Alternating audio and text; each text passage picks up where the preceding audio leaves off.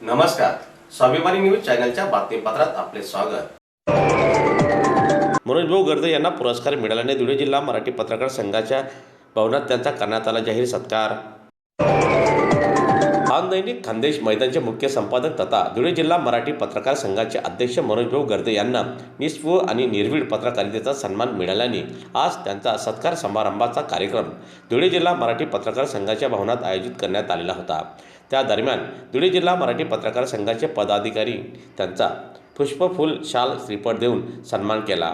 यावेळी पत्रकार संघाचे उपाध्यक्ष अतुलभाऊ पाटील, माजी अध्यक्ष मिलिंदभाऊ बैसाने, माजी अध्यक्ष रवींद्रजी इंगळे, तुषारभाऊ बापना, सचिव सचिन बागुल, प्राध्यापक मोहन मोरे सर, प्रांतिक प्रतिनिधी प्रकाश शिरसाट, नुरकार पठाण, दीपक शिंदे, आकाश सोनोनी, रवींद्र नगराळे आदी पदाधिकारीसह पत्रकार संघाचे सदस्य पत्रकार मोठ्या संख्येने उपस्थित होते। पाटील,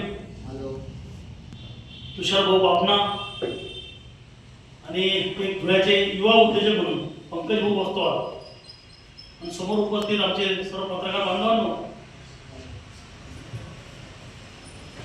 विशेष सर माझा जो सत्कार त्या ठाण्याच्या एका संस्थेने तयार केला, त्यांना मी काल दुपारी 1 वाजता फोन लावला।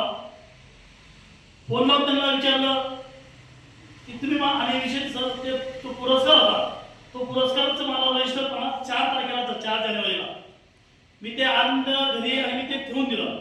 मला आठवण पडून गेली, कारण आम्हाला इथं 6 तारखेच्या कार्यक्रमाचे नियोजन नानासाहेबांनी मला आणि आमचे मोहन मोरे सर यांनी सांगितलं, त्यामुळे आम्ही कामाला लागलो। त्यावेळी मला आठवण पडून गेली।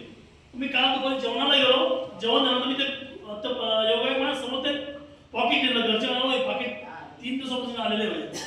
मी काल घेतलं आणि ऑफिसला आणि आमचे ते कार्यकारी संपादक आहे नरेश राऊताला म्हणून त्याला म्हणतो, बघा ते पाकिट काय आहे।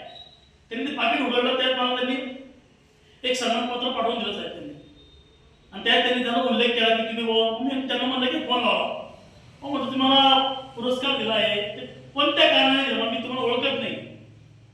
ते म्हणाले की मग तुम्ही धुळे जिल्हा मराठी पत्रकार संघ चे काम अतिशय चांगल्या पद्धतीने करतात।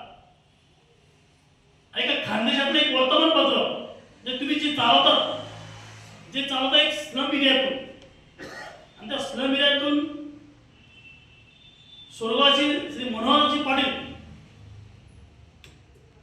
यांच्या मार्गदर्शनाखाली 1996 मध्ये